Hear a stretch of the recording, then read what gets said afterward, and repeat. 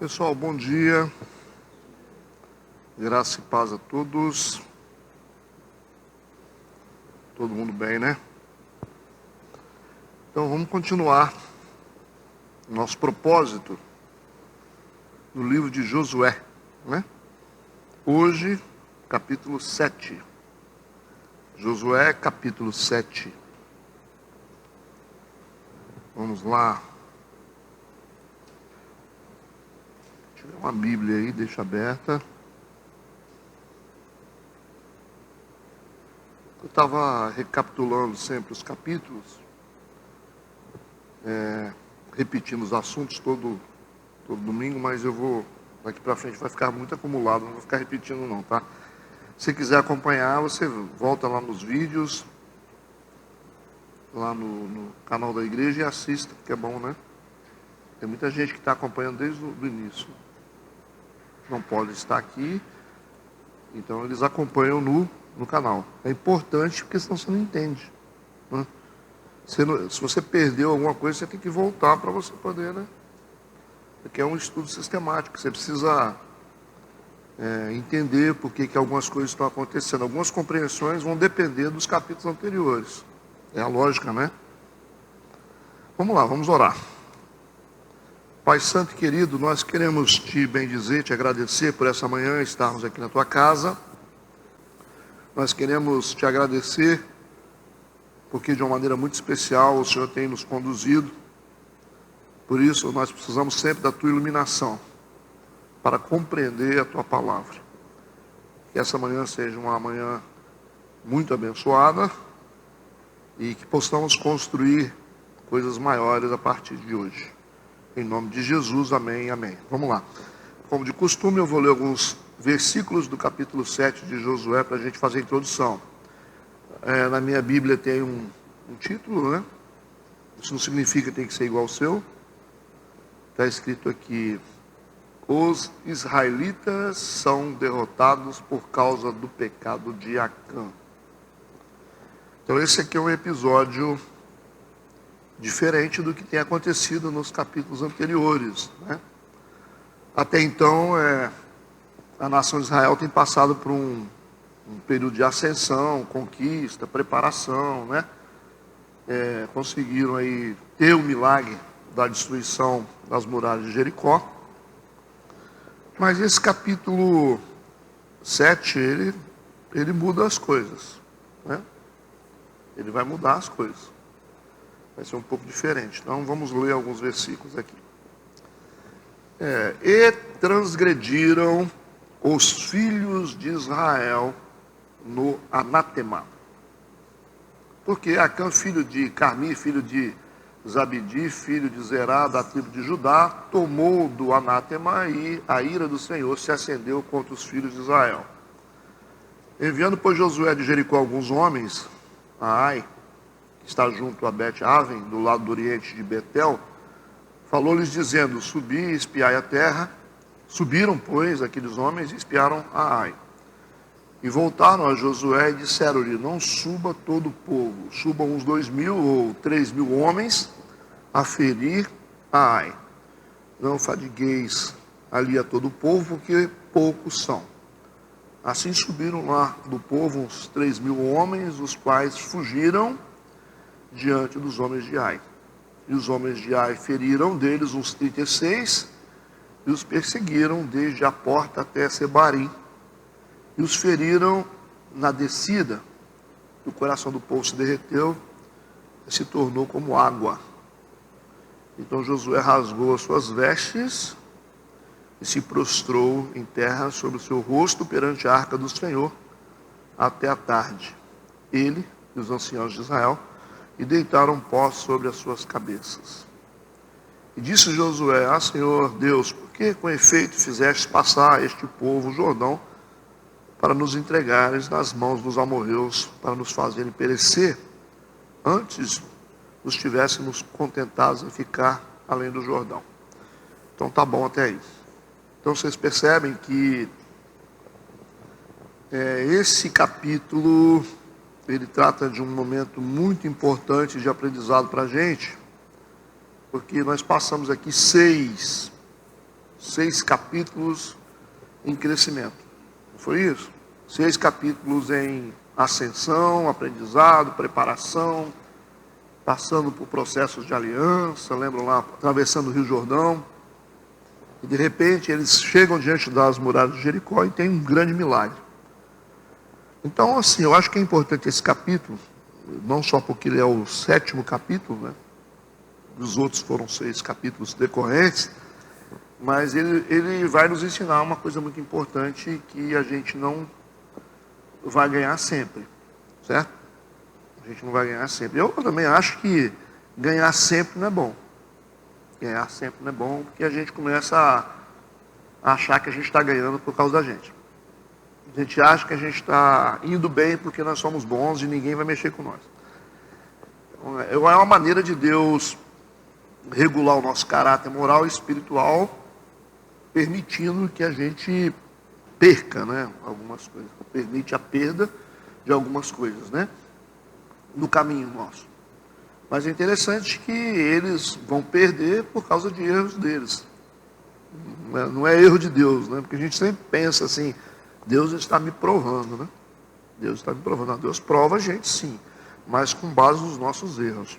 Então Deus não produz erro na gente. Deus não cria caos para a gente do nada. Então todo o caos que a gente experimenta é resultado de alguma conduta errada nossa. Porque esse é um princípio, né? Deus não pode trazer nenhum tipo de consequência se não tiver algo que aconteceu antes. Não vem com essa de dizer, eu estou sofrendo isso, mas é assim, não fiz nada, mas estou passando por isso. Não existe isso, tá? Vamos colocar a cabeça no lugar e entender o seguinte, tudo tem que ter uma raiz. Então, a gente imagina que Deus tem uma fábrica de caos e Ele olha para a gente e fala assim, eu vou te dar um caos para te testar. Tá? Vocês não vão encontrar isso na Bíblia. Vocês já estão pensando algumas coisas aí, mas vocês não vão encontrar na Bíblia gente que experimentou caos sem que tivesse um fundamento. Tá? Então, o caos que a gente experimenta é baseado em erros que a gente cometeu e que precisam ser corrigidos. Se você quiser dar exemplo de Jó, você já se enganou, porque Jó também não era inocente, tá bom? E a gente já falou sobre isso.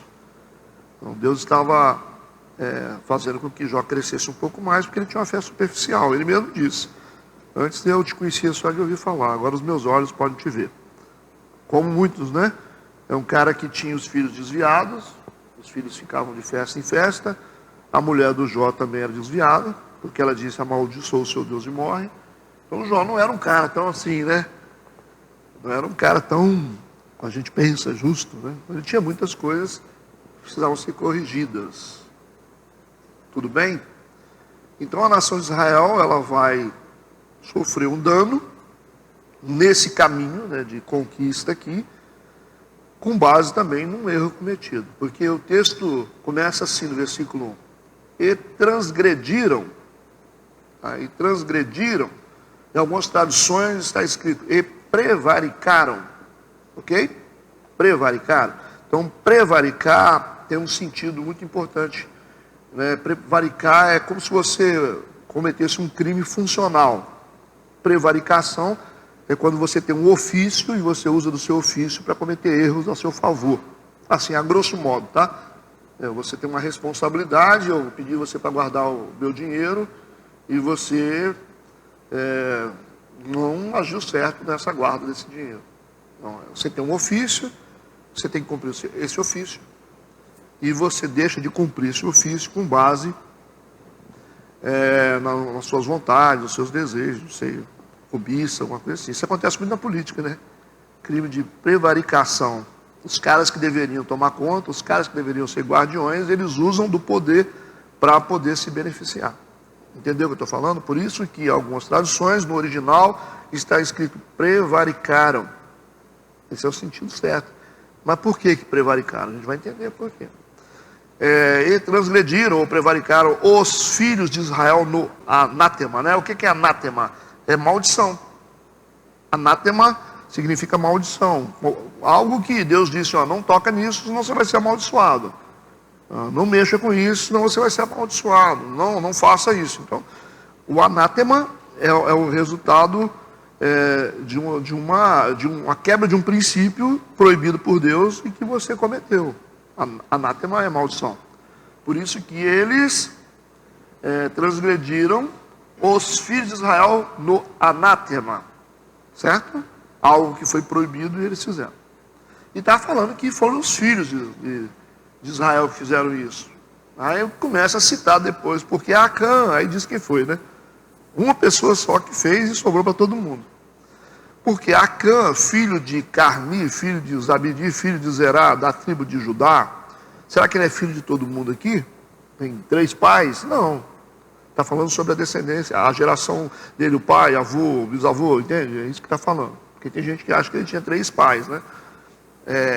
Então está dizendo, Acã, filho de Carmi, filho de Zabdi, filho de Zerá, da tribo de Judá.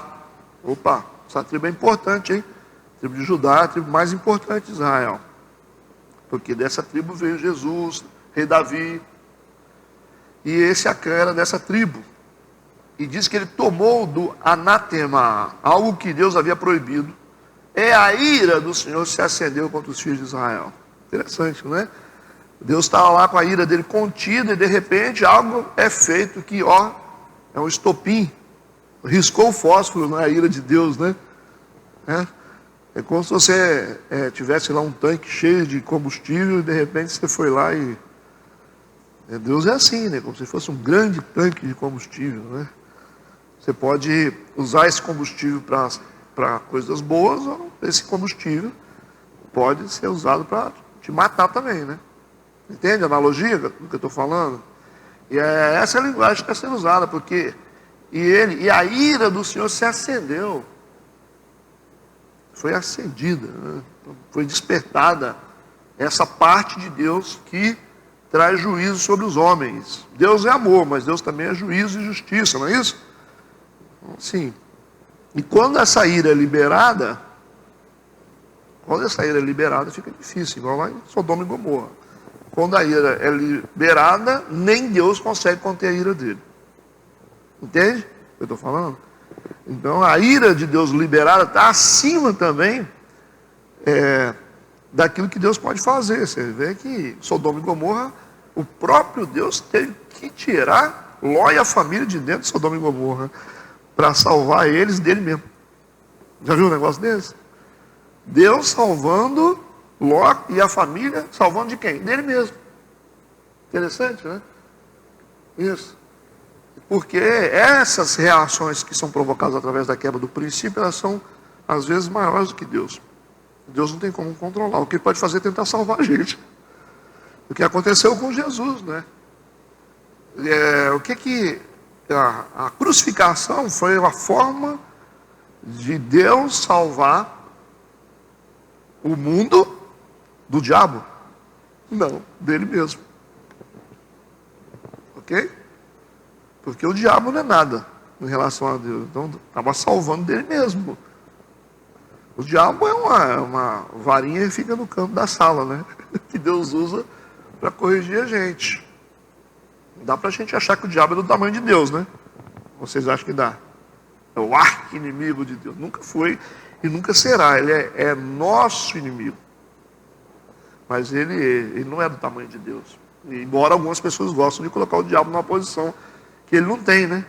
Idolatrar o diabo está tomando conta de tudo. O diabo vai fazer isso. O diabo vai acabar com a igreja, o diabo, né?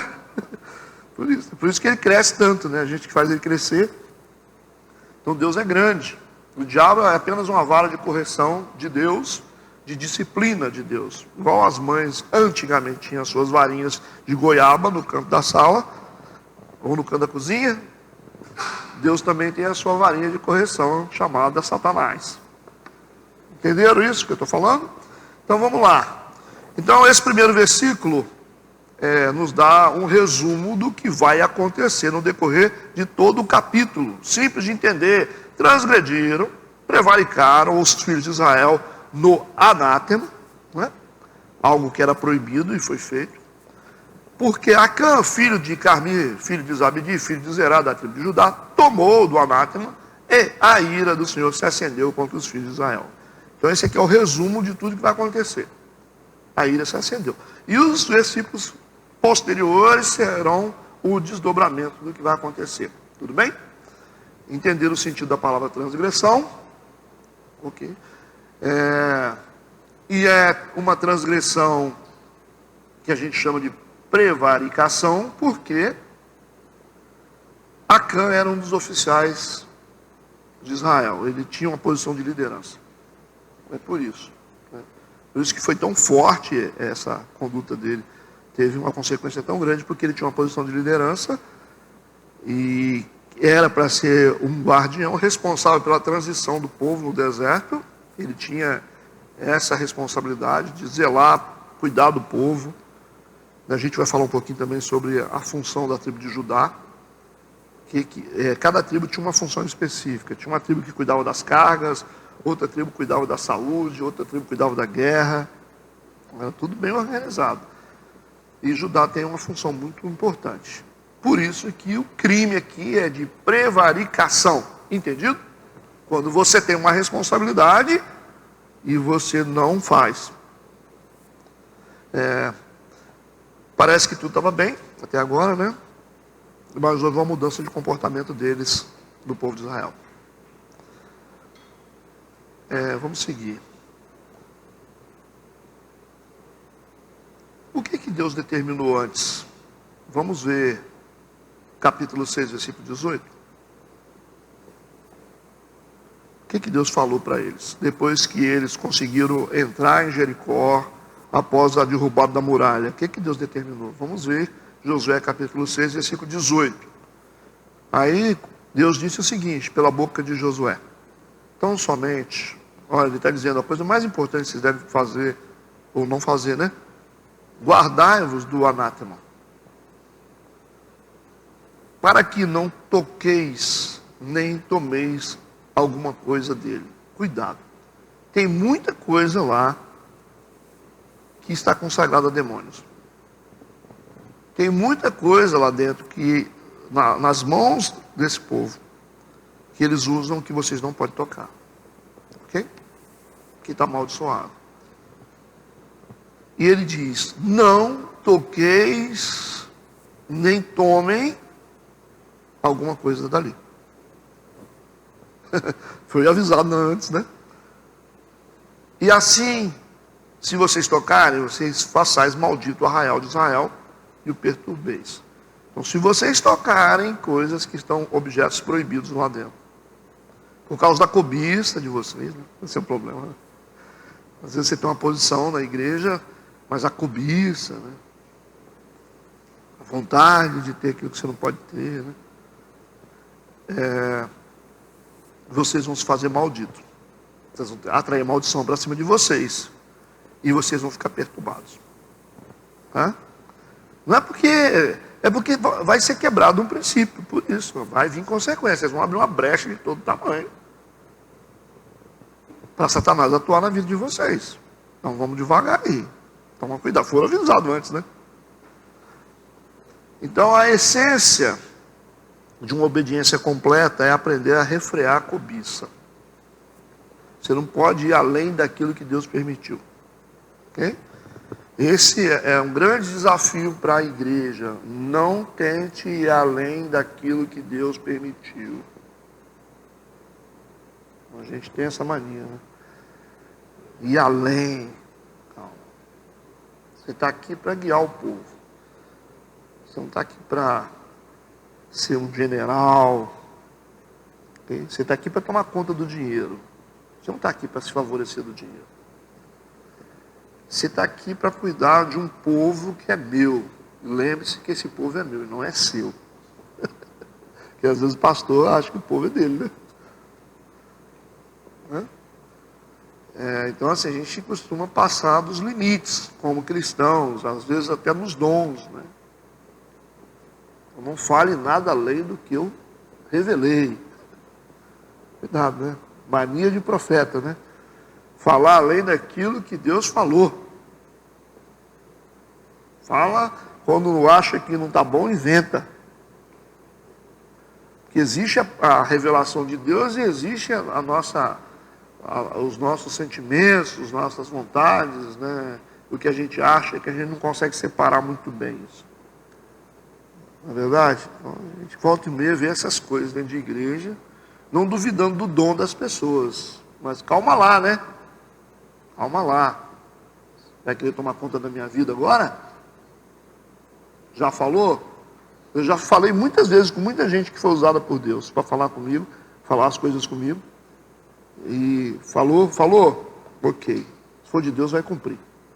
Não, mas aí também. Não, então vou parar. Aí você já tá certo. Aí você já entrou na carne. Tá? Então não exagera, não, fica do jeito que está, que é melhor. Começa a querer achar que daqui a pouco você vai dizer que quanto que eu tenho que ter no bolso, para onde eu tenho que ir, né? O que eu tenho que falar, e não dá, né? Então tem esses problemas, né? E tem que ter alguém que diz não para esse povo. Por isso que vira uma bagunça essas igrejas aí, né? Onde nem pastor tem autoridade, mas sim a senhorinha ou o senhorinho lá que controla o profético dentro da igreja, né? Você pode ter profético aí, você pode ser profético, mas debaixo da minha autoridade. Ok? Debaixo da minha autoridade. Se você achar que você tem que tomar conta de tudo, você vem para cá e assume tudo. Tá certo? Aí, e faz esse negócio girar. Mas aí ninguém quer, né? Entendeu como é que é o negócio? Se não tiver ordem dentro de igreja, isso vira uma bagunça. Por isso que essas igrejas têm rebelião, é meia dúzia de gente que induz a igreja inteira a acabar. É uma loucura esse negócio. Eu não quero ficar num lugar assim. Onde não tem ordem, onde todo mundo manda, é empresário que manda, porque tem uma conta bancária maior. Eu não quero esse negócio para minha vida. Eu não quero mesmo. Tá? Lugar que quem tem poder aquisitivo manda. Aqui todo mundo tem que ser igual, né? Aqui o doutor lava vasilha. Doutor lava vasilha, empresário limpa chão, vai nos retiros, tira papel de banheiro. Não é assim? Estamos juntos, né? Mas tem gente que não gosta disso, né? A religião não gosta muito disso, não. As pessoas têm valor por aquilo que tem, né? Mas vamos seguir. A gente entende que a essência de uma obediência completa é aprender a refrear a nossa cobiça, nunca ir além daquilo que Deus nos deu. Nós podemos definir esse capítulo como a prova da retaliação. Essa palavra é muito conhecida, né? Retaliação. Essa palavra não tem na Bíblia. Tem de forma subjetiva, mas não escrito retaliação. Okay? Então, como lidar responsavelmente com a reprovação divina?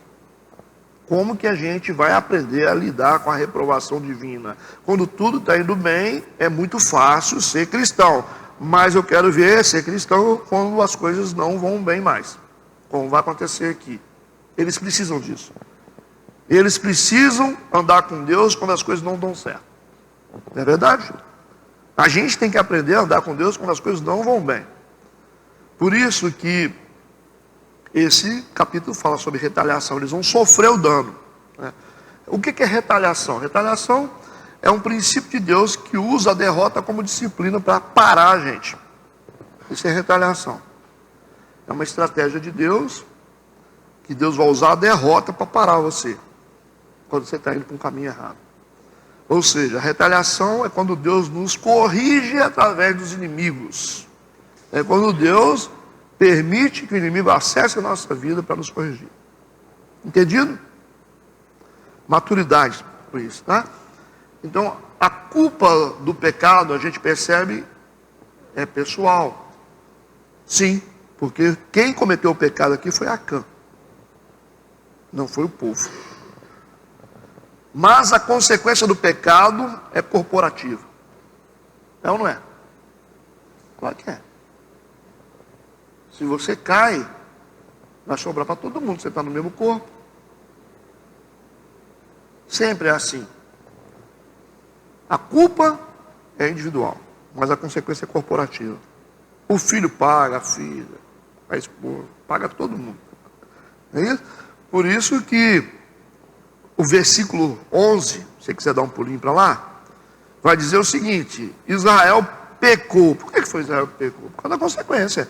Pecou e transgrediram a minha aliança que eles tinham ordenado e tomaram do anátema e furtaram e mentiram e debaixo da sua bagagem o puseram. A conta sobrou para todo mundo aqui. As consequências não sobrou? É assim que funciona. Então, quando você faz algo errado, se você está inserido num corpo, vai sobrar para todo mundo. Você está dando uma família, vai sobrar para todo mundo. Então, o pecado, ele tem um desdobramento coletivo, gente. Você não pode ser egoísta.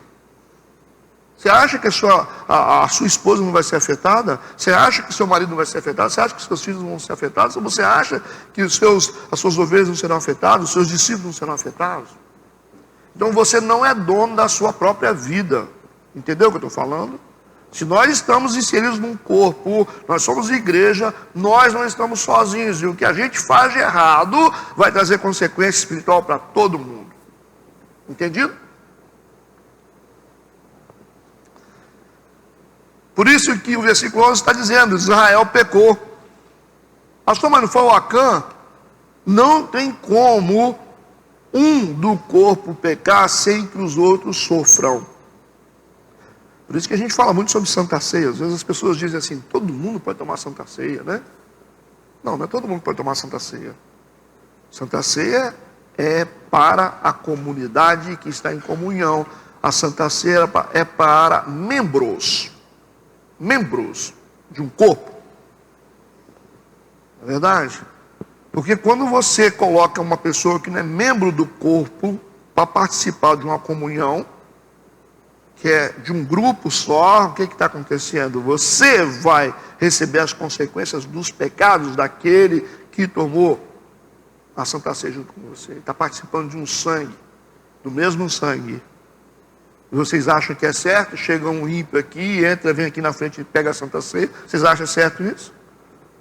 Não é certo. A gente sabe que não é certo. Uma pessoa que não tem compromisso com igreja nenhuma tomar Santa Ceia, vocês acham que é certo? Quem disse para vocês que a ceia é para todo mundo? Não é. Jesus fez a ceia com os discípulos.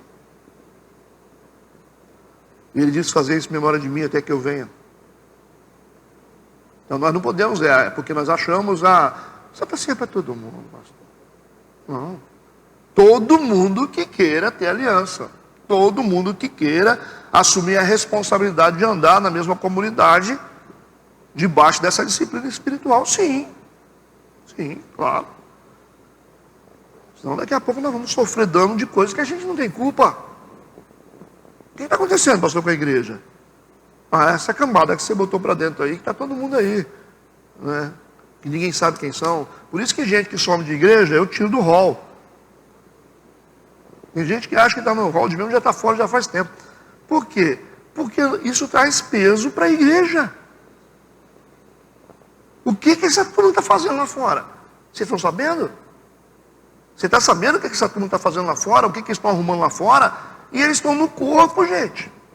Eles estão inseridos formalmente no corpo. Então, o desligamento dessas pessoas que não têm compromisso com o corpo de Cristo traz alívio espiritual para a igreja. A igreja fica mais leve, por favor. Isso é princípio de corpo. O cara tem 5 meses que não dá as caras, já trocou de mulher 5 vezes lá, está no hall de membro da igreja. Manda ele procurar para ele saber, ele já está desligado faz tempo. Tá. Mas eu estou no grupo. O grupo não é hall, né, irmão? O grupo não é hall, né, irmão? Hall é um documento. Existe lá na sala um registro de membros e existe um livro chamado Hall de Membros. Você não sabe disso, não é? E é esse rol que traz a responsabilidade espiritual. E quando o pastor bota aquela datinha e escreve assim, desligado, significa não estamos juntos mais. Você está sem cobertura espiritual, você está sozinho. Porque comunhão se faz juntos. Você é casado com a sua esposa e ela mora lá e você mora cá, e vocês não nem se encontram, vocês têm que comunhão vocês têm? Vocês não são casados, irmão, seu casamento já acabou. Concorda ou não concorda? A gente gosta de ficar maquiando isso, mas não adianta, essa é a realidade. Está sem cobertura. Aí vem a turma na Santa Ceia, tomar Santa Ceia. Sabe o que a Bíblia diz? Você não pode tomar Santa Ceia indignamente. Sabe o que é indignamente? Aqui não tem dignidade. Sabe o que é não ter dignidade? É não ter direito. porque senão você vira réu da Santa Ceia. Santa Ceia é um veneno para quem não tem comunhão. Paulo diz, por isso que muita gente está morta, e por isso que muitos estão doentes. Muita gente adoeceu, muita gente morreu, porque participar de Santa Ceia sem dignidade. Você tem que ter dignidade, você tem que ter direito para participar de Santa Ceia. Entra valente dentro das igrejas e fala assim, eu vou tomar essa Santa Ceia. Vem, pode vir, ninguém vai te tirar. Vem cá tomar desse veneninho aqui. Agora, para aqueles que estão em comunhão, é cura, é restauração. É isso. Só você lê a carta de Paulo aos Coríntios. Mas é bonito, a gente fala, não, Santa Ceia para todo mundo, que Jesus, ele quer que todo mundo, claro que todo mundo, né? A Bíblia diz, aquele que está em Cristo. Então, Cristo é um lugar para se estar. Não cabe eu acho, eu penso, eu sinto, não cabe essas coisas. É uma geografia espiritual, Cristo. Então a comunhão é muito importante. O próprio Cristo falou, se você diz que me ama e não ama o seu irmão, você não anda com o seu irmão, você não tem comunhão com o seu irmão, você não vive com o seu irmão, como que você diz que você me ama? Ele diz, vocês são mentirosos. Não é isso que Jesus falou? Tudo bem por aí ou vocês estão sentindo uma coisa meio ruim? É realidade, né? É realidade. Mas não precisa ficar triste quando as pessoas vêm teimosas aqui na frente, né? E você fala assim, pastor, não deveria, né? Não deveria, né? Mas deixa Deus tratar dessas pessoas.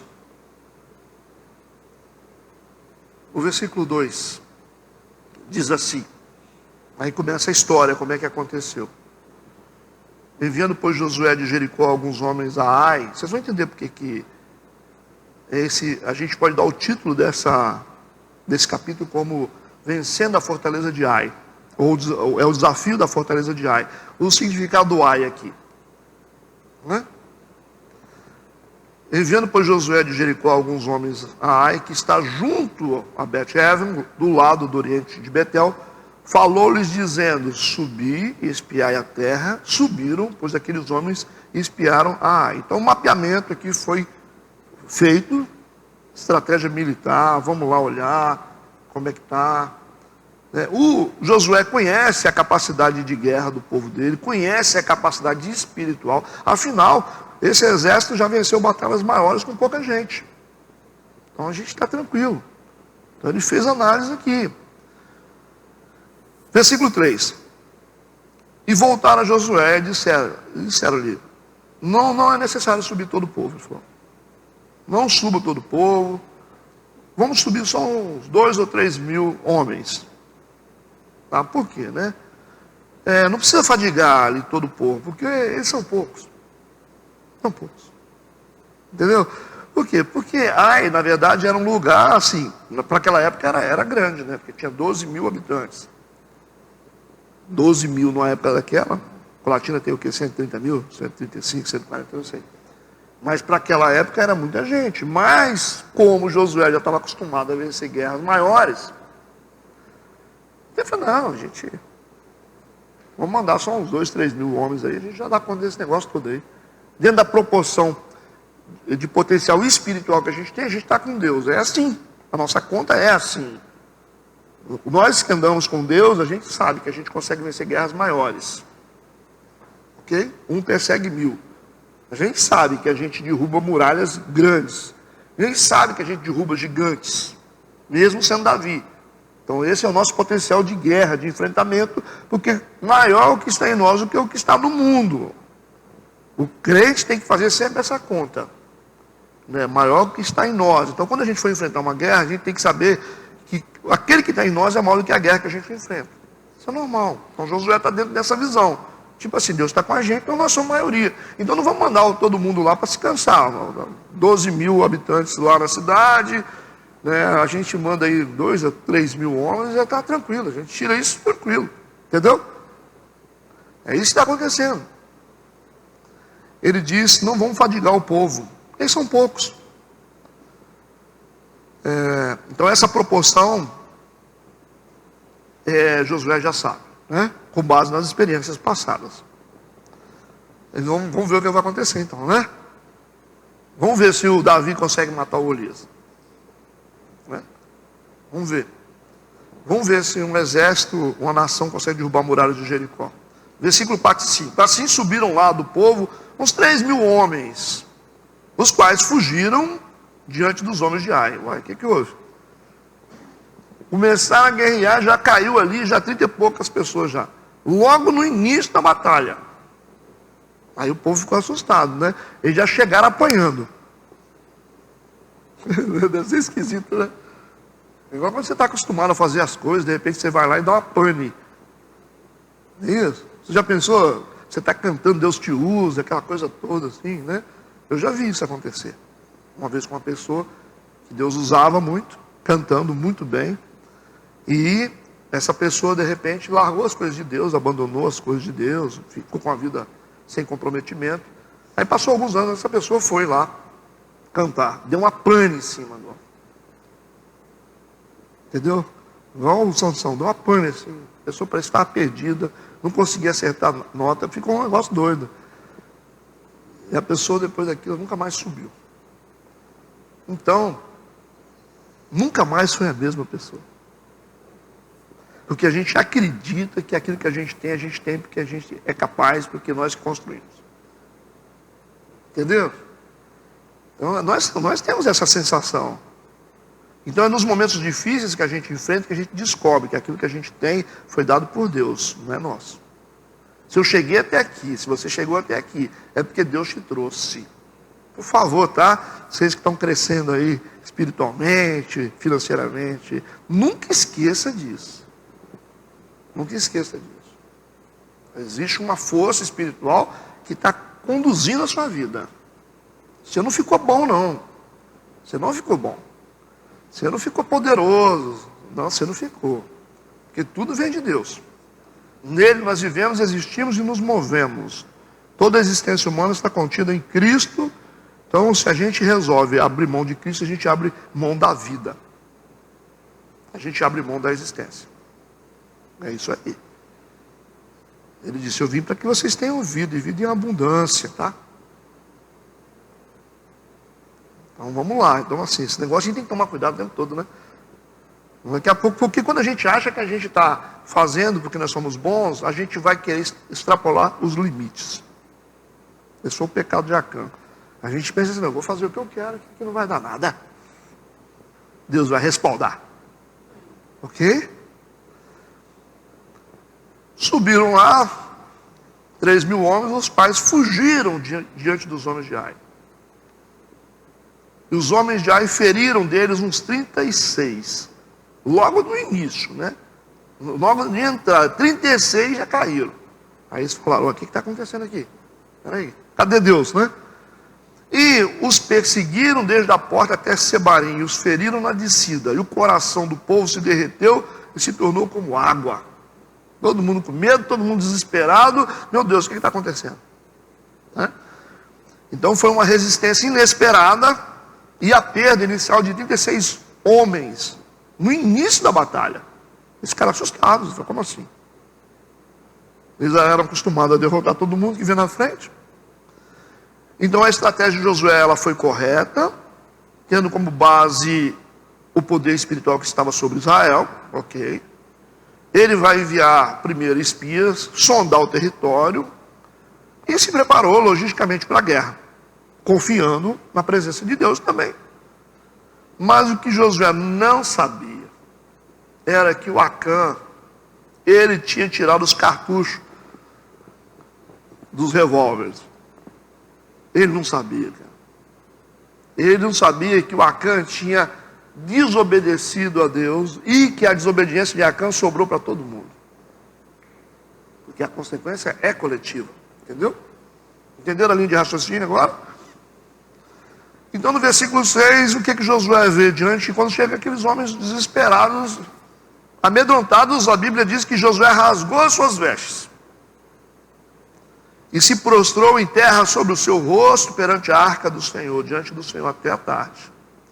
Ele, os anciãos de Israel, e deitaram pó sobre as suas cabeças. Toda a liderança dele, junto com ele, ficaram desesperados, né? E essa atitude aqui de rasgar as vestes, se prostrar em terra, e jogar terra na cabeça. É um símbolo oriental expressivo de intensa tristeza, medo, raiva e também desespero, né? O ato específico de colocar terra sobre a cabeça é uma atitude de profunda humilhação. Olha o segredo, hein? Quando Josué se sentiu impotente diante do inimigo, ele decide, junto com a sua liderança, se humilhar. Se humilhar. Não adianta se maquiar. Não adianta a gente se maquiar. Querer mostrar para as pessoas que nós estamos bem quando nós não estamos bem. Tem gente que está no fundo do poço, por consequência daquilo que fez, o que faz? Não, eu preciso fazer uma plástica. Eu vou lá na rua, tomo um banho de loja, né, faço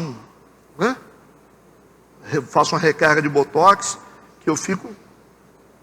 Não tem nada contra isso, estou só brincando, tá?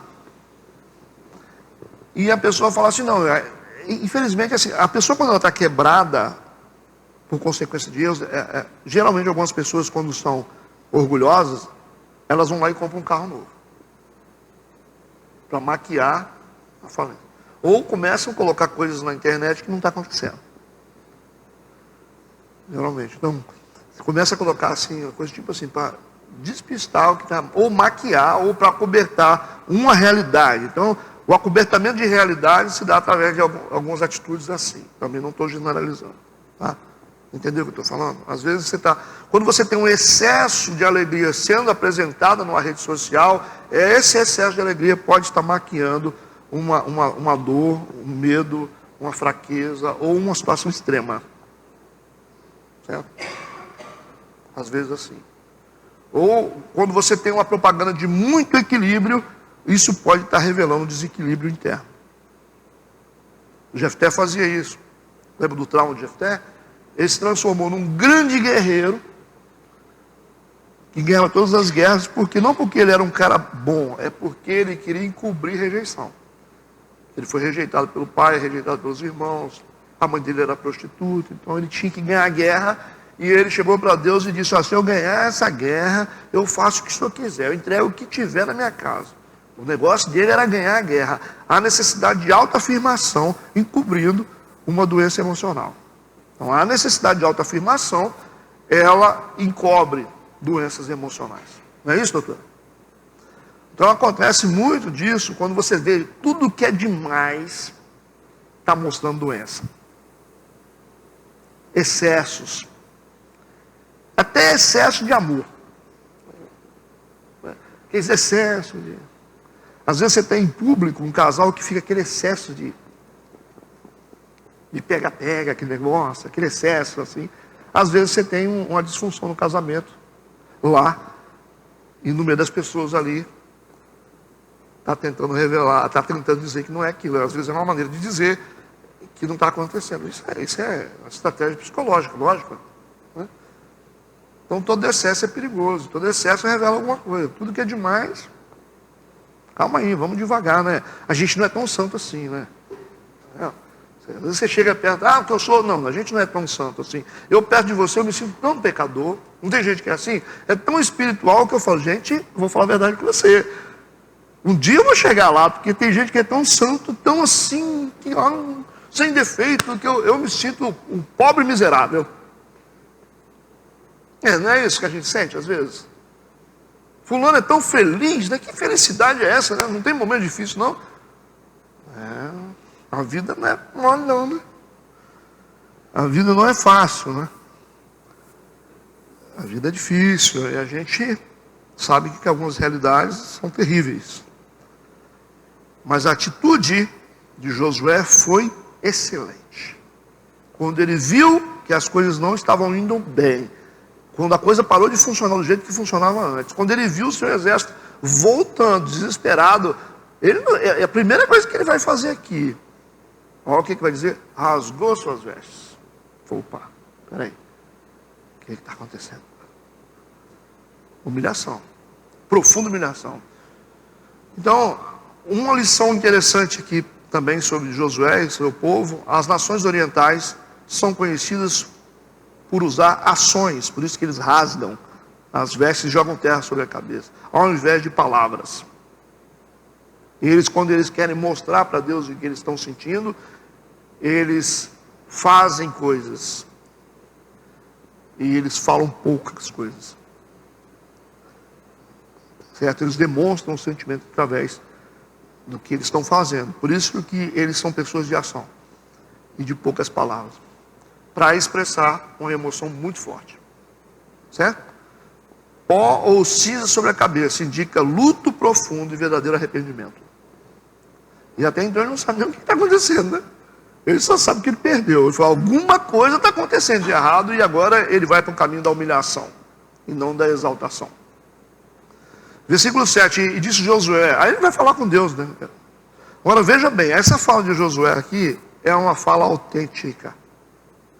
Ele se expressa a Deus com autenticidade, abre o coração para Deus, não é uma atitude de rebelião. Que a gente conhece o contexto da vida de Josué, ele vai se expressar para Deus dentro daquilo que ele sente, aquilo que ele não está entendendo. Ele vai dizer, Senhor Deus, por que com efeito fizeste passar este povo Jordão para nos entregar nas mãos dos amorreus, para nos fazer perecer? Antes nós tivéssemos nos contentado em ficar além do Jordão. Aí a gente vê que ele não está compreendendo a situação. Ele está entendendo. Ele falou, por que está acontecendo isso, Deus? A gente, por que a gente sempre ganhou e agora a gente está perdendo tanto? O que a gente fez de errado? É isso que ele está dizendo. Não compreendendo a situação, mas ao mesmo tempo, a gente percebe nos textos que o Josué não consultou o Senhor antes de ir para a guerra. Ele não consultou. Ele só mandou os homens lá espiar, mas a gente não viu uma consulta dele. Deus, é o momento? Né? A gente pode ir. A primeira lei da guerra é essa, consultar ao Senhor. Certo? A gente tem que consultar a Deus. Se a gente pode fazer essa guerra. Se a gente pode realmente enfrentar isso. A gente sempre tem que falar com o Senhor, Deus, eu posso enfrentar isso? É o momento?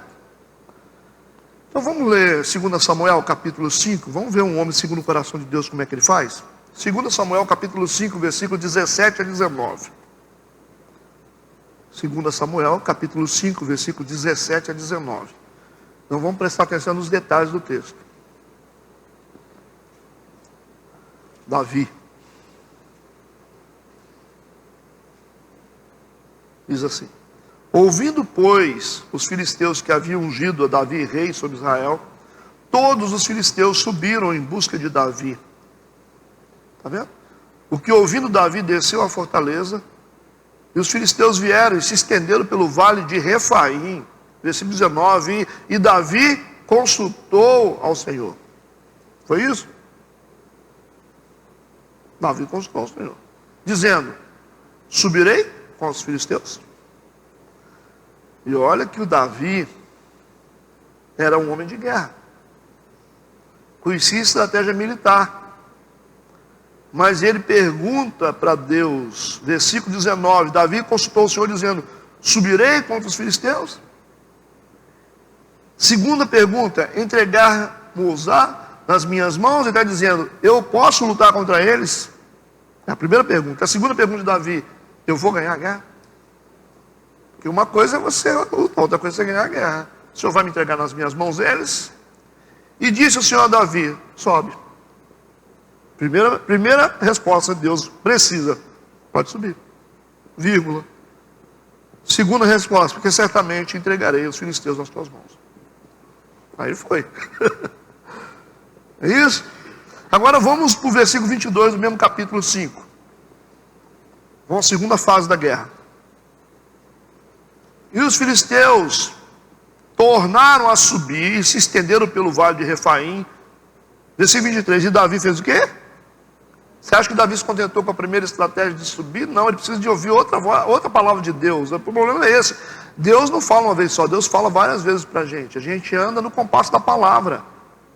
É de revelação em revelação. Deus fala na escola bíblica, fala no culto da noite, fala na oração, fala no retiro. Deus nos guia através de doses homeopáticas de revelação. Eu fui no culto e eu ganhei minha vida para um mês. Não, é o pão nosso de cada dia, nos dai hoje. Você gosta de comer pão francês velho? Você gosta de ter que ir na padaria comprar, não tem? Então a gente tem que ir na padaria de Deus todo dia. O pão nosso de cada dia nos dai hoje. Hoje é o pão. E o pão de amanhã? É outro pão. Outro pãozinho. E depois de amanhã, outro pão. Para cada dia a gente tem uma demanda, para cada demanda a gente tem uma revelação. Tá certo? Mas agora eu sou cristão, eu estou tranquilo. Não está tranquilo não. Está tranquilo não. Deus, por isso que eu falo com vocês, ele monta um sistema através de fragmentos de revelação. Ele falou o que com Abraão? Sai da tua terra, da tua parentela e vai para um lugar que eu te mostrarei. Ele falou para o dia? Por que não falou? Porque quando Deus dá em doses homeopáticas, Ele cria em nós o senso de dependência, gente. A gente não tem que saber o que vai acontecer amanhã. Senão a gente não vai precisar de Deus. Por isso que é necessário juntar as peças em cada momento, em cada encontro, a gente junta uma peça para construir um futuro. Por isso que a Bíblia fala sobre comunhão, a gente tem que andar juntos. Davi consultou o Senhor, o qual disse, agora tem outra resposta, não subirás. Não mandou subir aquela hora, agora você não sobe mais. A estratégia é outra, mas rodeia por detrás deles. A estratégia mudou ou não mudou? E virás a eles por defronte das amoreiras. E há de ser que, ouvindo tu um estrondo de marcha pelas copas das amoreiras, rapaz, Deus está cobrando uma sensibilidade aqui do cara muito forte, espiritual. Porque a amoreira está lá em cima. E ele vai ter que saber que os inimigos estão vindo, vendo a ponta dela vibrando. Puxa vida. Mas quando você vê que a ponta da árvore da amoreira começar a fazer, você está sabendo que os inimigos estão chegando. Aí o Davi, ele era obrigado a ficar olhando para cima o tempo todo.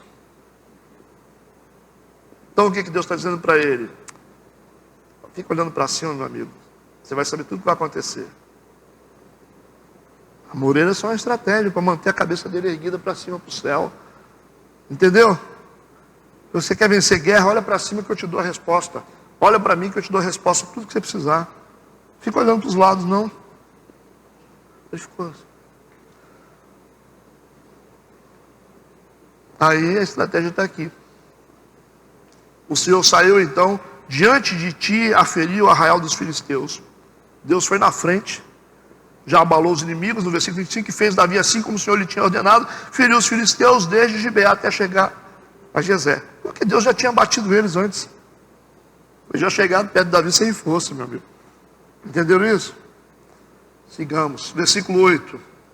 Ele vai dizer assim, Senhor, que direi?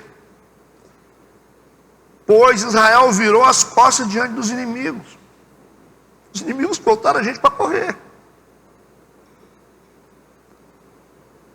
Aí você vai pensar, pastor, mas o Josué aqui está sendo um cara. Josué é a tipologia de Cristo. O nome Josué. E ele está dizendo aqui, é um estado de aparente desistência ou não? Mas Jesus passou por isso quando ele disse, se for possível, afasta de mim esse cálice. Ele disse também, por que me desamparar? Não falou isso? Deus meu, por que você me desamparou? Jesus não falou? Mas depois não reagiu e levantou?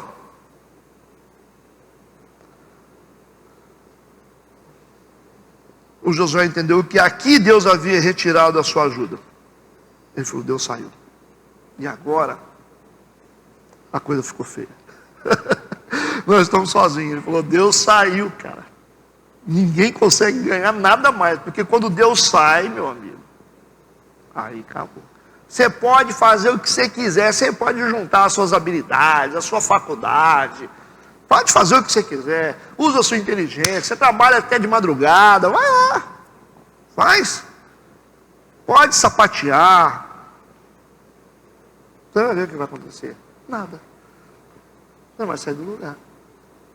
Como o Sansão falou, eu irei novamente, vou pegar os filisteus e tal. Mas ele se esqueceu que o Espírito tinha saído dele. Ele não sabia, né? A Bíblia diz. Versículo 9.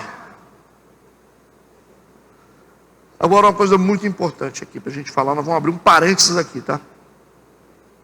Ouvindo isto, os cananeus e todos os moradores da terra nos cercarão. Ele disse. Quando os inimigos souberem, todos os moradores, porque aqui eles venceram primeiro Jericó, agora eles estão em Ai, segunda cidade dentro de Canaã. Ele está dizendo assim: quando os moradores dessa terra toda descobrirem o que aconteceu, eles vão nos cercar, eles vão desarraigar a gente, vão desarraigarão o nosso nome da terra. Eis uma questão muito importante. Eles vão, quando ele está dizendo, eles vão tirar o nosso nome da terra, vão tirar a gente da terra, eles vão matar a gente, ponto e vírgula. Aí ele vai dizer o seguinte: então, que farás ao teu grande nome? Entendeu isso? Isso aqui é muito importante para a gente saber o que Josué disse para ele. Senhor, se eles nos matarem, como é que vai ficar o seu nome? O que vai ser? O que vai ser feito? O que vai ser feito com o seu nome? Essa é a grande sacada de Josué. Porque Josué tocou no ponto mais importante para Deus, o nome dele. Certo? O nome dele. Porque Deus, ele fez uma coisa muito assim, interessante quando ele nos fez. Ele soprou o Espírito na gente. Quando ele soprou e deu vida, nós nos tornamos alma vivente, ele colocou o nome dele na gente. Entendeu isso? Ele pregou o nome dele na gente. E aí, daí para frente, se tem uma coisa que Deus preza, é o nome dele. Ou não? É o nome dele. E aí Deus tem um compromisso com a gente, que aí você tem que usar a sua cabeça para entender. Então Deus, ele está protegendo a gente ou está protegendo o nome dele? É isso que a gente não quer aceitar. Deus está além da condição humana, gente. Volta ao que eu falei semana passada para vocês. Deus está além da condição humana.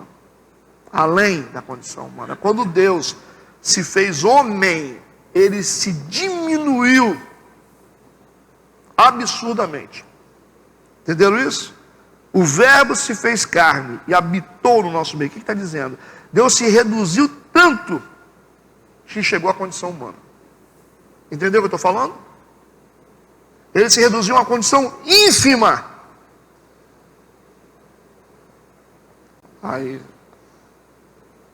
por isso que o que Deus fez foi muito forte. Você viu que ele veio como um homem simples ainda. Não veio como os judeus esperavam, né? Poderia vir com um sol, como algo poderoso, assim, mas ele se fez homem. Ele mostrou o nível de capacidade de se humilhar à condição humana para ser como a gente, já pensou?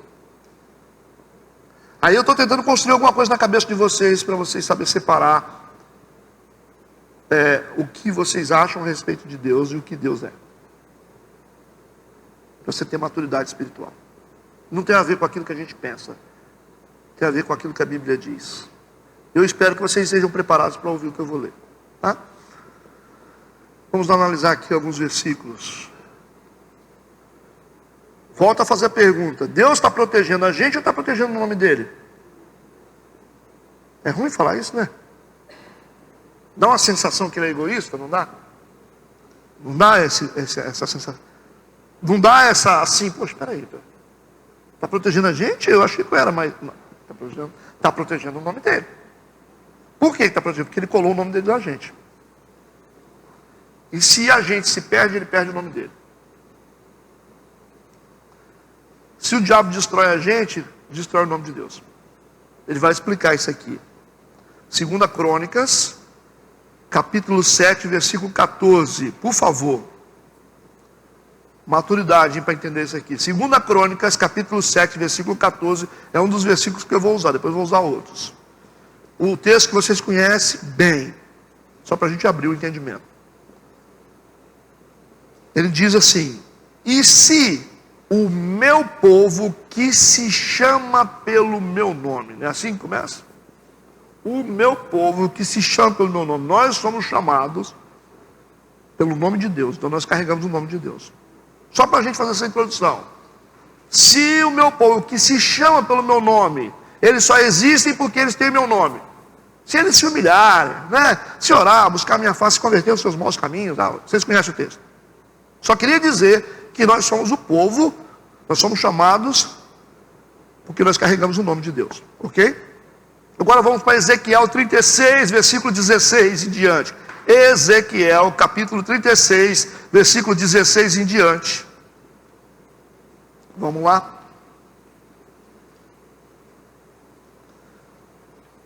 O profeta disse: veio a minha palavra do Senhor dizendo: filho do homem, quando a casa de Israel habitava na sua terra, então a contaminaram com seus caminhos e com as suas ações, como a imundícia de uma mulher em sua separação. Olha o que Deus comparou o pecado de Israel. Tal era o seu caminho perante o meu rosto. Versículo 18: derramei, pois, o meu furor sobre eles, por causa do sangue que derramaram sobre a terra e dos seus ídolos com que a contaminaram. Espalhei-os entre os gentios, foram dispersos pelas terras, conforme os seus caminhos e conforme os seus feitos, eu os julguei. Versículo 20: e chegando aos gentios, para onde foram, profanaram o meu santo nome. Ele está dizendo: olha, eles erraram tanto, que essa atitude errada profanaram o meu santo nome. Porquanto se dizia deles, olha o que o povo dizia, os ímpios diziam: esses são o povo do Senhor, e saíram da terra. Então os inimigos diziam assim: que Deus é esse que não consegue segurar nem o povo dele dentro da terra? Que Deus é esse que não consegue nem disciplinar o próprio povo? Então o nome de Deus, é isso que ele está falando aqui. Deus está dizendo, ó: chegando os gentios, versículo 20, para onde foram, profanaram o meu santo nome, porquanto se dizia a eles: esses são o povo do Senhor e saíram da sua terra. Como assim? Como é que é povo de Deus se não ficar na terra? Continuando, versículo 21, mas eu poupei, eu os poupei, ele diz, por amor de quê? Do meu santo nome, que a casa de Israel profanou entre os gentios para onde foi. Ele poupou o povo por amor do santo nome dele, porque se ele mata o povo, ele matava o próprio nome dele. Entenderam? Vamos seguir, versículo 22 agora, dá um pulo para o 22, no mesmo capítulo. Ezequiel 36, versículo 22. Dize, portanto, a casa de Israel: assim diz o Senhor Deus, não é por respeito a vós que eu faço isso. Entendeu isso aqui? Não é por causa de vocês que eu faço isso. Não é por causa de vocês que eu estou poupando, que eu estou dando cabo dos inimigos, ó casa de Israel, mas pelo meu santo nome, que profanastes entre as nações para onde fostes. Vocês entenderam isso? O que eu estou fazendo é por causa do meu nome que está em vocês. Versículo 23, e eu santificarei o meu grande nome. Então, para Deus santificar o nome dele, tem que santificar a gente. Ele tem que restaurar a gente. Santificarei o meu grande nome, que foi profanado entre os gentios, o qual profanaste no meio dele. E os gentios saberão que eu sou o Senhor, diz o Senhor Deus, quando eu for santificado aos seus olhos. E vos tomarei dentre os gentios, e vos congregarei de todas as terras, e vos trarei para a vossa terra, então aspergerei água pura sobre vós, e ficareis purificados de todas as vossas imundícias, e todos os vossos ídolos vos purificarei, e dar-vos-ei um coração novo, porei dentro de vós um espírito novo, e tirarei da vossa carne um coração de pedra, e vos darei um coração de carne, e porei dentro de vós o meu espírito, e fareis que andeis nos meus estatutos, e guardeis os meus juízos, e os observeis, e habitareis na terra que eu dei a vossos pais, e vós sereis o meu povo, e eu serei o vosso Deus. Quantas promessas, né? Livrar-vos-eis de todas as vossas imundícias, e chamarei o trigo e o multiplicarei, não trarei fome sobre vós, e multiplicarei o fruto das árvores e a novidade do campo, para que nunca mais recebais o opróbrio da fome entre os gentios. Então vos lembrareis dos vossos maus caminhos, dos vossos feitos que não foram bons. Tereis nojo em vós mesmos das vossas iniquidades e das vossas abominações. E agora ele vai enfatizar de novo, versículo 32. Não é por amor de vós que eu faço isso, diz o Senhor Deus. Notório vos seja, envergonhar-vos e confundir-vos por causa dos vossos caminhos, ó casa de Israel. O que vocês entenderam aqui, gente? Deus está salvando a gente ou está salvando o nome dele? Porque o nome de Deus é maior do que tudo. E o problema é que Deus colocou o nome dele na gente, quando ele nos fez. Então, quando nós cometemos erros, é o nome de Deus que é profanado. Então, quando Deus decide santificar o nome dele na gente, você já imagina, passar por um processo de santificação para salvar o nome de Deus, até que a nossa vida seja um exemplo, para que o nome de Deus seja exaltado. Esse é um processo doloroso demais. Já pensou, você profana o nome de Deus com as suas atitudes, e Deus resolve santificar o nome dele em você. Pelo que você vai ter que passar até que você seja um vaso de honra para Deus, para que o nome dele seja exaltado. Você tem que passar pela moenda, né? Entenderam? Então nós precisamos entender. Por que isso é importante? Para a gente entender como Deus trabalha. Para que a gente tenha uma visão correta do que Deus... Porque a gente pensa o seguinte, não, eu sou a escolhinha preferida de Deus, e eu vou fazer o que eu quero e Deus vai me perdoar. Entendeu? A gente pensa assim, não, Deus é bonzinho, você vai ver. Então, lá na frente ele vai se arrepender de tudo. Não vai fazer isso. Não vai fazer isso. Nós já estamos falando isso desde lá no passado. Princípios de Deus são maiores do que a própria reputação de Deus. Nós falamos sobre isso, conversamos sobre isso também, né, Devon, lá no sítio, né? Sobre essas coisas. Lá o discipulado é outro nível. Percebe isso, gente? Que o nome de Deus está na gente? E que Deus está salvando o nome dele? A gente vai ficar pensando como homem, né? Ah, mas Deus, parece que Deus está meio egoísta. Mas isso é coisa de homem pensar, né? Os homens pensam assim porque são homens. Mas Deus não pensa assim. Os homens mentem porque são homens, não é porque são ruins. Porque são homens. Deus não é homem para que minta. Nem filho do homem para que se arrependa, né? Então o nosso problema é que nós somos gente. É por isso que a gente erra. A gente só não erra se a gente for Deus. Nós não somos. Tudo bem até agora, está tranquilo. Abrir o entendimento, a visão tal que a gente tem sentimental das coisas espirituais, que vai chegar num ponto assim, quando Jesus vier, vai olhar para todo mundo e dizer, sabe uma coisa, eu vou dar cabo do diabo, vou levar todo mundo logo, vou deixar esse negócio para lá. Vocês acham que vai acontecer isso? Vocês acham que Deus vai poupar porque você é bonzinho, porque você é um cara que... Você quebra princípio, mas no fundo você tem um coraçãozinho em mão. Não vai rolar. Porque Deus é juízo, Deus é justiça também. A gente continua no entendimento. Se vocês quiserem, tiver alguma dúvida a respeito disso, a gente pode esclarecer, que eu sei que não é fácil. Quando eu entendi isso aqui, foi meio complicado para mim entender que Deus estava salvando muito mais o nome dele do que a mim mesmo, né? Que Deus é muito maior, os princípios de Deus são maiores do que pessoas. Os princípios dele não morrem, mas as pessoas morrem. Então, Deus destruiu toda a humanidade por causa de uma quebra de princípio. É complicado. No tempo de Noé, só salvou uma família, né? Versículo 10. Então disse o Senhor a Josué, levanta-te, pois, porque estás prostrado assim sobre o teu rosto. Então depois que ele se humilha, Deus manda ele levantar. Esse é o caminho para se levantar, se humilhar. Aí Deus levanta a gente. Então disse o Senhor a Josué, levanta-te, porque estás prostrado assim sobre o teu rosto.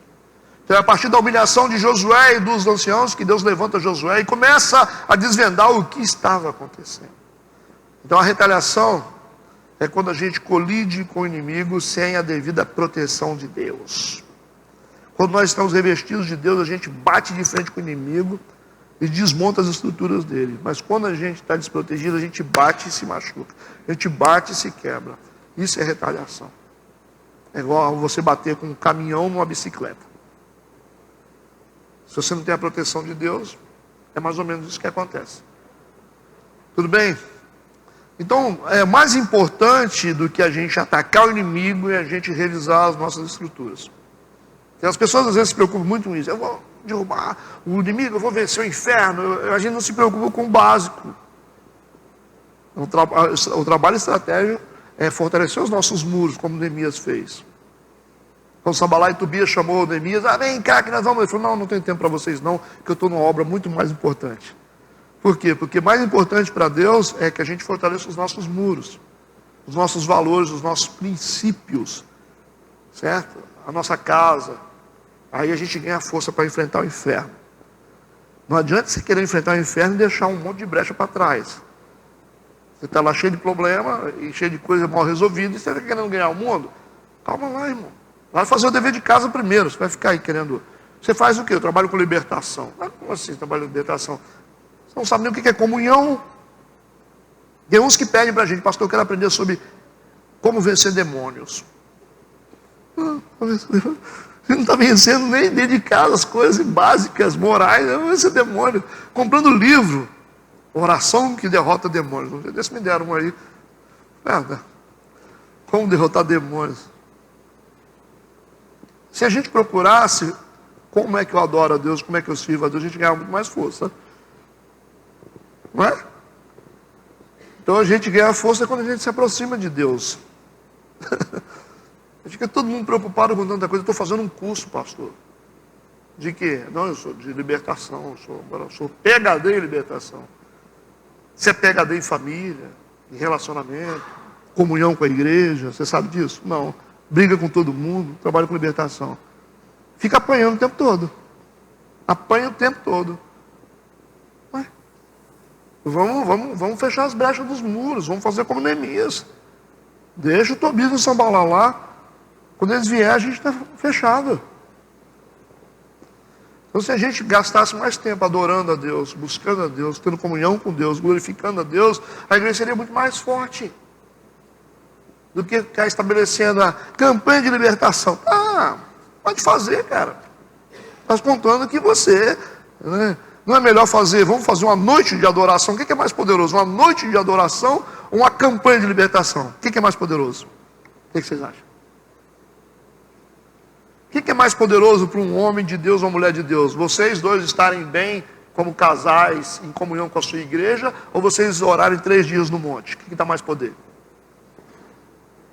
O que você acha? Dá muito mais poder você estar em comunhão com a sua esposa, comunhão com a sua igreja, isso dá mais autoridade. Se você não tiver isso, não adianta você subir no monte. Aliás, monte é lugar para gente que tem comunhão com Deus, tá? A gente não ganha comunhão com Deus no monte. A gente vai lá para poder desfrutar dessa comunhão. A gente não fica mais santo lá em cima, não. A gente tem que ir lá para cima quando a gente já tem a comunhão. Tem gente que fala assim, tem monte hoje? Aí você frequenta com a igreja. Não gosto de igreja não, mas eu gosto de monte. Pô, não estou te entendendo. Monte não é lugar para aventureiro. Monte é lugar para a gente orar, para a gente sentir Deus, para a gente buscar Deus, né? Contando que a gente tem uma vida com Deus já aqui embaixo. Ou não? Tudo bem? Então o nosso relacionamento com Deus, os nossos valores espirituais, os nossos princípios familiares, é o que de fato funciona como um muro contra o inimigo. Versículo 11 e 12, Israel pecou, Deus está dizendo, e transgrediram a minha aliança, que lhes tinha ordenado, e tomaram do anátema, e furtaram, e mentiram debaixo da sua bagagem, puseram. Por isso os filhos de Israel não puderam subsistir perante os seus inimigos, viraram as costas diante dos seus inimigos, porquanto estão amaldiçoados. Não serei mais convosco, senão desarraigardes o anátema do meio de vós. Deus está dizendo para o Josué que Israel já estava derrotado antes mesmo de sair a peleja. A partir do momento que Acã tomou posse daquelas coisas e escondeu objetos proibidos, Deus diz, vocês já foram para a guerra derrotados.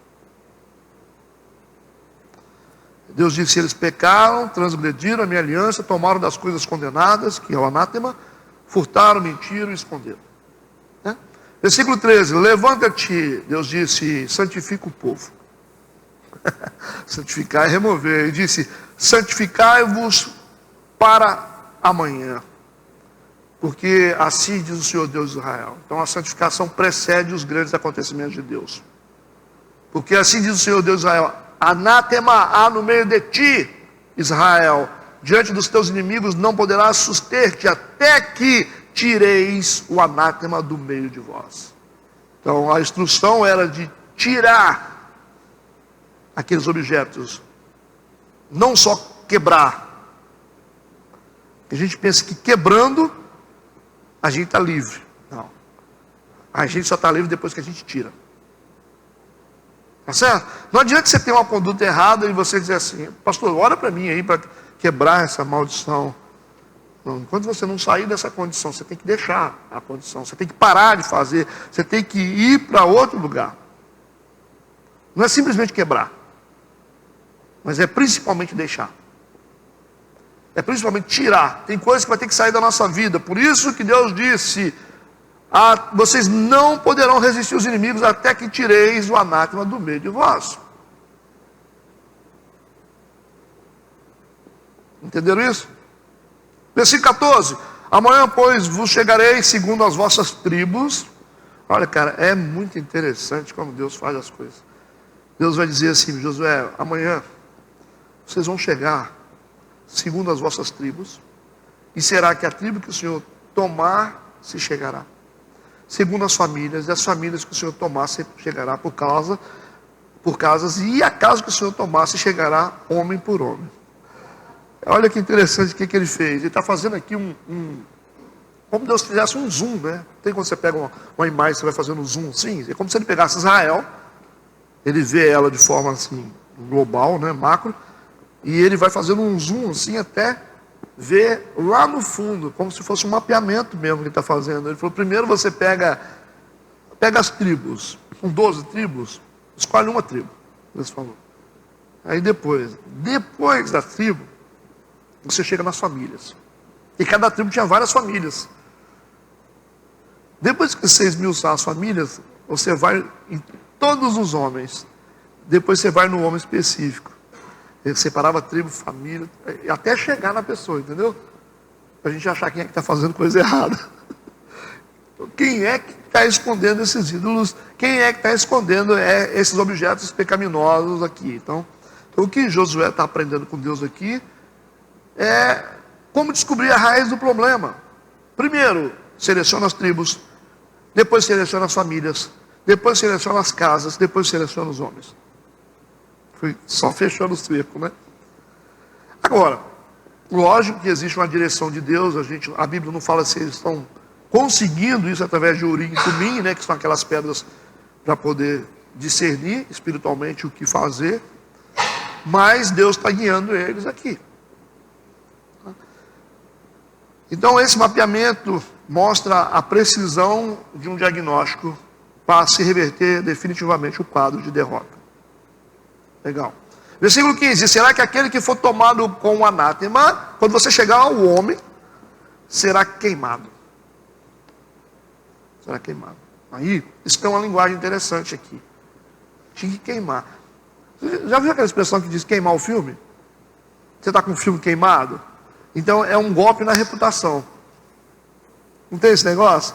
Não tem coisa pior. Toda pessoa ambiciosa, a coisa que ela mais quer salvar é a reputação dela. Você pode perceber, ela morre de medo de perder a reputação. Ela passa por cima, conta mentira para salvar a reputação dela. E a coisa que ela não quer é ser queimada. Já pensou um pastor queimado, ou um ministro de louvor queimado, ou um líder queimado na igreja? Ninguém confia mais. A pior derrota de alguém é quando ele está queimado. E esse cara que foi descoberto, o cara que foi ambicioso, porque Deus disse, vocês não vão tocar em nada, ele foi lá e pegou. Ambição. E querer ir além dos limites que Deus estabeleceu. Então isso acontece muito dentro de igreja. A gente tem uma autoridade, a gente tem uma posição, mas a gente quer ir além daquilo que Deus estabeleceu para a gente. Ah, porque eu tenho uma unção, eu posso fazer isso? Ah, porque as pessoas gostam de mim aqui, eu posso fazer isso? Não, gente. Porque se você querer ultrapassar os limites de Deus, porque você é uma pessoa ambiciosa, você tem cobiça, O que você vai sofrer, você vai ficar queimado por isso. Porque Deus vai permitir que a sua reputação seja destruída. Esse é o fruto da ambição. Esse é o fruto da cobiça dos homens. Porque eles nunca querem ficar queimados. Aí você fala, você vai naquela igreja lá? Não vai naquela igreja nada. Aquele pastor está queimado. Queimado na cidade. Não é isso? A gente não gosta disso. Às vezes prefere morrer do que ficar queimado. É só uma linguagem, é uma figura de linguagem que está sendo usada aqui. Aquele que for tomado, aquele que for achado com anátema nas mãos, será queimado a fogo. E tudo quanto tiver, vai sobrar para todo mundo.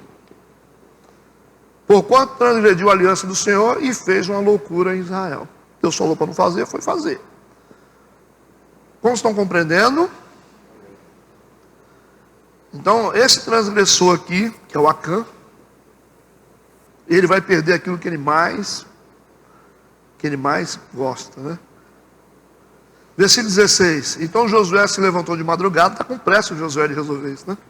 Fez chegar a Israel segundo as suas tribos, e a tribo de Judá foi tomada. A primeira que ele escolheu foi a tribo de Judá. A tribo de Judá é a tribo mais importante que tem. E ele escolheu justamente ela. Olha o instinto espiritual do Josué. Ele foi logo na tribo mais importante. Versículo 17.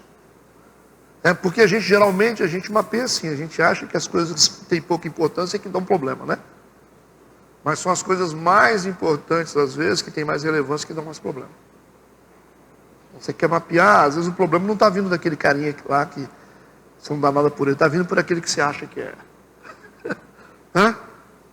Aqueles que a gente acha que são.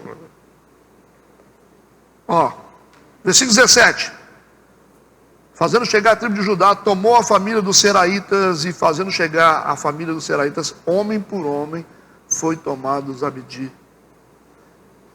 Ele fez um mapeamento. Qual era a função da tribo de Judá? Governar e promover o bem-estar do povo. Essa era a função deles. Jesus veio dessa tribo. Davi veio dessa tribo. Por isso que ele era chamado o leão da tribo de Judá. Era a tribo responsável pela saúde do povo, formada por médicos, enfermeiros, terapeutas e também, principalmente por líderes políticos. É os que faziam a política ali. E é justamente dessa tribo que o Acã está. Por isso que esse negócio tinha um poder terrível, o que ele fez. Versículo 18, fazendo chegar à sua casa homem por homem, foi um por um, foi mapeando um por um, foi tomado Acã. Escolheram lá, chegou no Acã. O Acã todo amarelo, né? Diante de Josué. E versículo 19, então disse Josué a Acã, olhou na boleba do olho dele e disse assim para ele: filho meu, peço-te glória ao Senhor Deus de Israel, e faz confissão perante ele, declara-me agora o que fizestes, não me ocultes, não esconda nada. Então essa forma que Josué se dirigiu a Acã foi uma forma assim, sincera, de consideração paternal, porque ele era um líder. Então ele está chamando ele de filho. Então fala para mim o que aconteceu. Abre o jogo. Bonzinho ele, né? Versículo 20 e 21. E respondeu Acã a Josué e disse: verdadeiramente pequei contra o Senhor Deus de Israel. Ele confessou. Confessou. E a gente sabe que está embutido aqui uma confissão. Acredito também que tem arrependimento, né? E fiz assim e assim. E contou todos os detalhes. Versículo 21. Quando vi entre os despojos uma boa capa babilônica, aquela capa babilônica cara, né? Toda, e 200 ciclos de prata, e uma cunha de ouro, que era uma espada, uma adaga, de peso de 50 ciclos, cobicei-os. Olha a cobiça aí. A cobiça é um pecado terrível. E tomei-os, e eis que estão escondidos na terra, no meio da minha tenda, e a prata por baixo dela. Escondeu debaixo da tenda. E a nação de Israel apanhando igual pandeiro dos inimigos, por causa do pecado de Acã, que estava escondido debaixo da tenda dele. Pastor, mas pelo amor de Deus, isso aqui é uma capa babilônica, uma quantidade de prata e uma adaga. Mas Deus disse: não pode colocar a mão nesse negócio, porque esse negócio está amaldiçoado. Era um teste de Deus para eles, de obediência, né? Nós falamos muito sobre obediência no mês passado. E por causa disso tudo nós perdemos a guerra, exatamente. Por causa disso tudo Deus saiu do meio da gente. A prova da obediência é muito séria, porque é a obediência que garante a presença. Entenderam isso? Versículo 22. Então Josué enviou mensageiros que foram correndo à tenda. E eis que tudo estava escondido na sua tenda e a prata por baixo. Estava tudo lá debaixo da tenda do cara. Tomaram, pois, aquelas coisas do meio da tenda e as trouxeram a Josué e a todos os filhos de Israel e as puseram perante o Senhor. Era o pecado escondido debaixo do tapete. Não é isso? Estava amoitado. E aí não sabe por que está acontecendo essas coisas. Né? É uma coisa errada. Por que esse negócio não está dando certo, hein? O que está acontecendo aqui em casa, né? O que você está arrumando, homem? O que você arrumou com Deus? Que a gente está afetando todo mundo aqui, a gente não consegue prosperar, a gente não consegue... Né? Como lá o Jonas, quando estava dentro do barco lá dos marinheiros, os marinheiros ficaram desesperados, aquele vendaval. O que está acontecendo aqui? Alguém arranjou problema com Deus aqui? Aí o Jonas falou, fui eu. Pode me jogar no mar que vai parar a tempestade.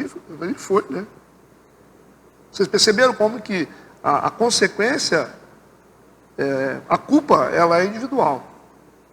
Mas as consequências é coletiva, não tem jeito não. Isso serve para tudo na vida da gente. Na família, na igreja e nas empresas que a gente trabalha. Às vezes uma erva daninha que está ali no meio, ela está contaminando todo o sistema. Certo? E a gente fica assim, mas por que está acontecendo isso? Por que não está dando certo? Por que a gente não ganha? É igual você chega na empresa e que os caras ficam destruindo a reputação da própria empresa. Eu tenho ódio disso quando eu chego numa empresa, o cara fala assim, você vai lá em tal lugar que você acha isso. Rapaz, eu fico revoltado com isso. Eu vim aqui comprar aqui, eu acho que nem tem isso aqui. Não, você procurou. Rapaz, você tem que fica mandando a gente ir para outro lugar. Vai lá no outro lugar então. E compra lá. Então, um monte de funcionário ruim, quando eu tenho oportunidade, eu falo com o dono, demite. Então, na hora. Esse cara vai destruir a sua empresa. Bom, você tem que defender os valores da sua empresa, defender a sua igreja, defender o trabalho. Pô, a gente está aqui ganhando esse pão aqui, ó. Como assim? É aqui que é bom. Você vai comprar aqui, ó. Mas você sabe em algum lugar, bicho? Eu sei aqui. Eu sei aqui. Agora ficar fazendo propaganda para os outros, denegrindo, falando mal da própria empresa, falando mal do patrão, reclamando, isso é coisa de gente crente? Acho que não, né? E fica a lição, né? Às vezes você está lá, não vestiu a camisa, vestir a camisa, meu amigo. Estamos juntos, né? Não subestimem, tá? Não subestimem pessoas que estão falando mal da sua empresa dentro dela. Não subestimem. Eu falo assim, entendeu a linguagem? Sobrevivência. Não, que eu vou fazer uma oração. Deslealdade é um dos piores pecados que existe. Quando Judas resolveu ser desleal, você não vê Jesus convidando Judas para passar por uma campanha de libertação. Vocês viram? Você viu, Jesus falou, gente, vamos juntar aqui os 11 discípulos, vamos fazer uma corrente de oração aqui para ele, vamos ver se o capeta sai da vida dele. Vocês viram Jesus fazer isso? Aí vocês viram todo mundo, falou, gente, nós somos uma multidão aqui, vamos fazer pelo menos 25 dias de jejum pelo Judas. O que Jesus falou com Judas? Jesus, né? Essa parte da Bíblia ninguém gosta de lembrar. Vai e faz o que você tem que fazer. Deslealdade é um pecado terrível. A deslealdade é terrível. Só se o cara nascer de novo. Às vezes você tem um cara criminoso, um cara que matou um. Certo? Mas quando você tem um cara desleal, uma pessoa desleal que ataca pelas costas, que tenta implodir a empresa onde ele come, vocês não vão tentar lidar com isso. Vocês não vão tentar lidar com isso. Isso aí você só vai prorrogar a coisa. Você vai conversar, Daqui a pouco ele vai, tá bom, eu vou mudar, tal. Daqui a pouco, daqui a 5 meses ele volta a ser o que ele é, porque está na essência. A deslealdade é uma das coisas mais terríveis que existe para uma pessoa. Nunca confio no desleal. Entendeu o que eu falei? E não entra com essa onda de vocês que vocês vão mudar o mundo, vocês não vão não. A gente ora aqui, daqui a um tempo ele muda. Muda, a sua empresa já quebrou, já há muito tempo. Que ele vai poluir todo mundo e vai jogar a sua empresa no caos. Pode ter certeza. Igreja é a mesma coisa. Você tem um desleal, é melhor você formalizar um convite para ele sair. E pagar a passagem dele ainda. Que ele vai destruir a igreja.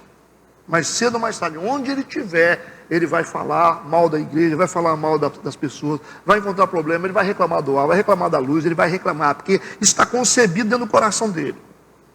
Por isso que muitas igrejas fecham as portas. Você tem 30 pessoas lá dentro que fazem uma rebelião, dominam tudo e acabou. Davi, ele quase morreu porque não entendeu isso. Quando o filho dele resolveu ser desleal com ele.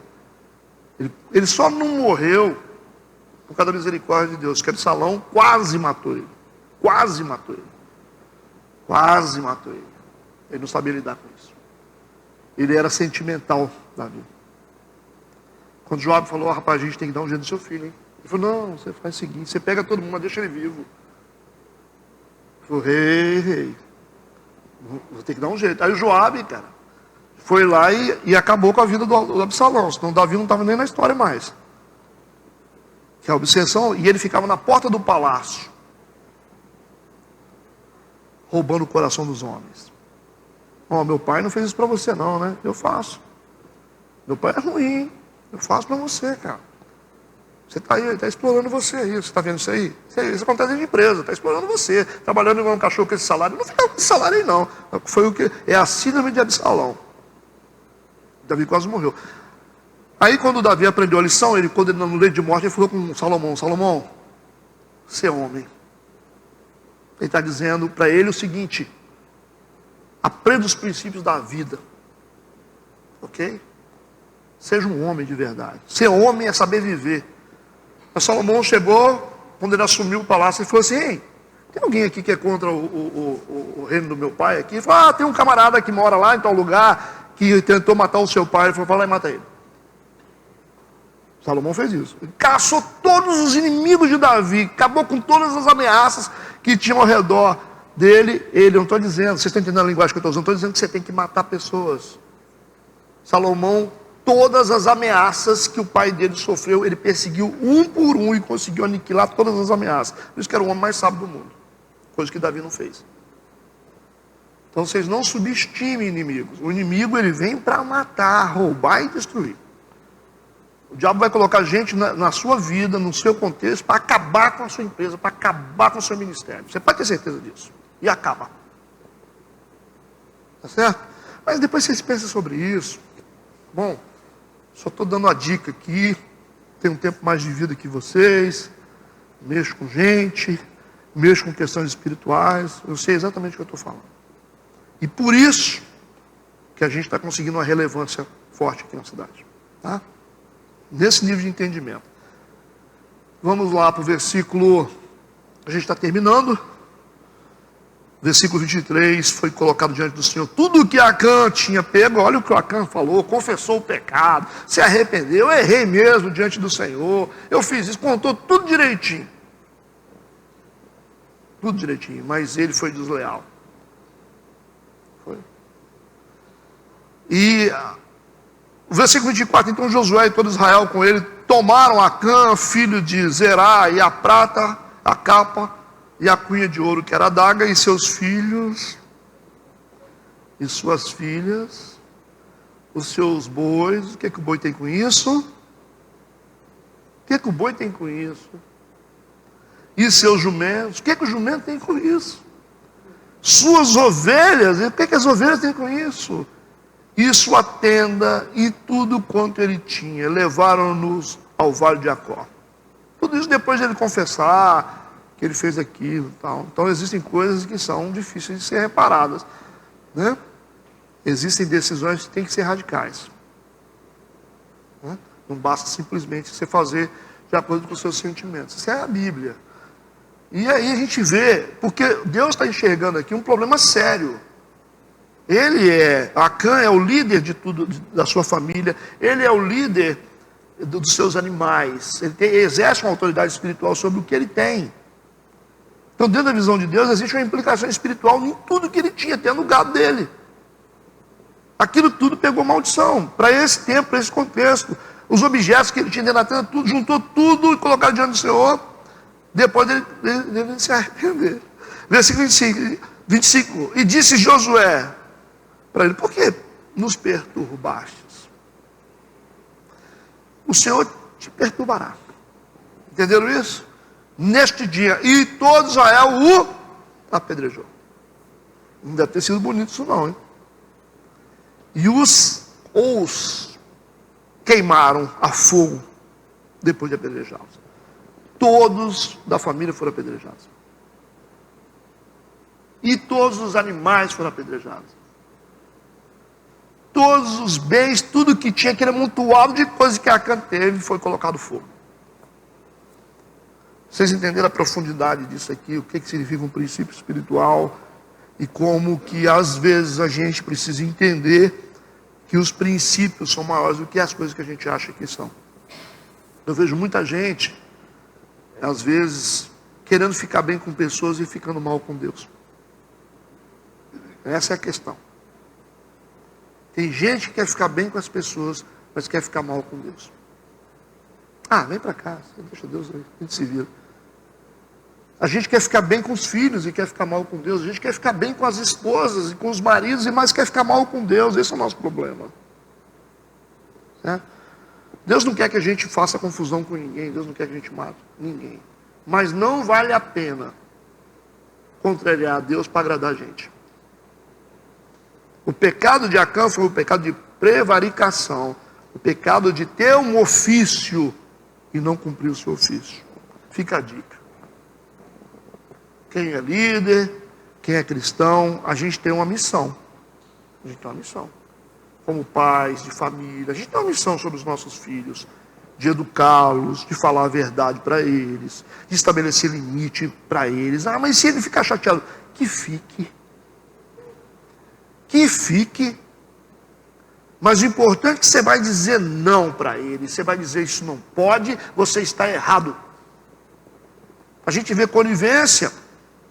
Às vezes o filho é todo errado dentro da igreja, amanhã você vai na igreja porque meu filho não sei o quê. Mas como assim? Vamos ver qual erro que seu filho cometeu. Se ele for cometer o erro, vai ter que ser tratado. Não, pastor, pode resolver aí. Vamos resolver. Se o cara cometeu alguma coisa grave e aí vai ficar sob proteção de pai e mãe, espera aí. Vamos saber o que aconteceu. Se você está contrariando alguma coisa que vai ofender princípio espiritual, não, você está errado, cara. Ah, você é minha esposa, mas espera aí. Você é o marido, mas espera aí, vamos lá, né? Então, as esposas aqui tem que aprender isso também. Vamos aprender a falar as verdades para os maridos, falar assim, ó, peraí, você está errado. Não adianta você ficar aí achando que é meu marido, é minha esposa, mas peraí, aí você está errado. Princípio é princípio. É assim que a gente ajuda as pessoas. Falando a verdade para os nossos filhos, falando a verdade para as pessoas, é muito melhor, gente. Pelo menos a gente cumpre o nosso papel. Nós não viemos aqui para salvar ninguém, nós viemos aqui para cumprir o princípio de Deus, nós temos um propósito. Quem salva é o Espírito Santo. O que eu tenho que fazer aqui na frente é falar a verdade.